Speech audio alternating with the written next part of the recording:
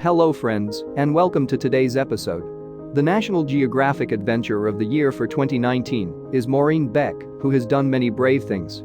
Maureen Beck was the first person with a disability to reach the top of the White Lotus Flower mountain face at 2,600 meters in 2018. The climb is famous and takes place in Canada's Northwest Territories. Beck was born without a left hand, which makes what he did even more impressive. "I never said I had a handicap because I thought, oh, that's bad. That means there's something you can't do. I'm not sick or hurt." She told the Sunday magazine, "I can still get the most out of life." Beck is an example for everyone, not just people who can't walk or talk.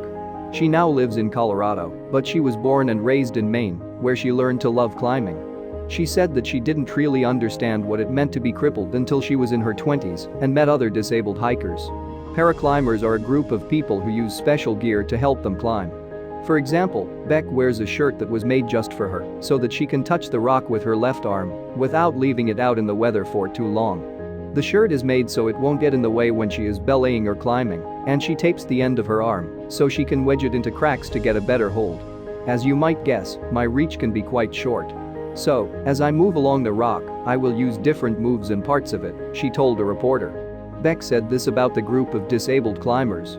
Like, sure, they're blind, they're missing limbs, they're in wheelchairs, but they're still climbers first, and they just have a handicap to go with their climbing. And that's when I realized it's pretty cool to have a disability.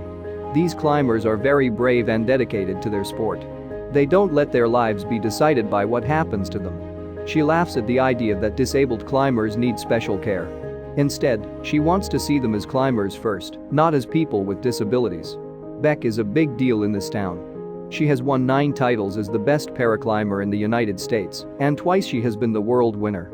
Others have been motivated by her success, and Beck says she has even seen a change in how people respond when she climbs. "When I was a kid and started climbing, I saw a lot of people who were like, 'Oh, can you do this? Are you a safe belayer? Are you a safe climber? Like, can you really climb rocks?' She said. Instead, people now tell her how successful she is and even ask her for help. "When I'm climbing these days, people often ask me, 'Hey, I have a cousin who's missing a leg or a friend who uses a wheelchair. Can they climb?' So this inspiration is just going through the community. She has brought attention to the sport by making waves, which has not gone ignored." Paula Zonneveld, an occupational therapist and volunteer supervisor for the Canadian Adaptive Climbing Society, said Beck's achievements are huge, not just for adaptive climbers, but for everyone who climbs. She told a newspaper, "I really like to see people with disabilities in the sport, and not just taking part in it, but thriving in it, going above and beyond, and really making an impact in the climbing community." The Canadian Adaptive Climbing Society has offices in both Vancouver and Toronto. They offer climbing programs for people who have lost limbs or have other problems that make it hard for them to climb. They understand better than most how a leader like Beck has affected the community. Beck, on the other hand, wants to inspire people of all kinds, not just climbers. Her goal is to show people who have been afraid to take on a task that they can do it. "I found out that the power of saying yes led to this life-changing event.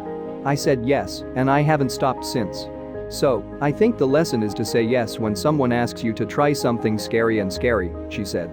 Maureen Beck is a hero in every way, and she is truly making a path for others to follow. She doesn't give any reasons and says she's going to live her life on her own terms. She has a level of courage, leadership, and motivation that is contagious and that everyone can learn from. That's it for today, friends.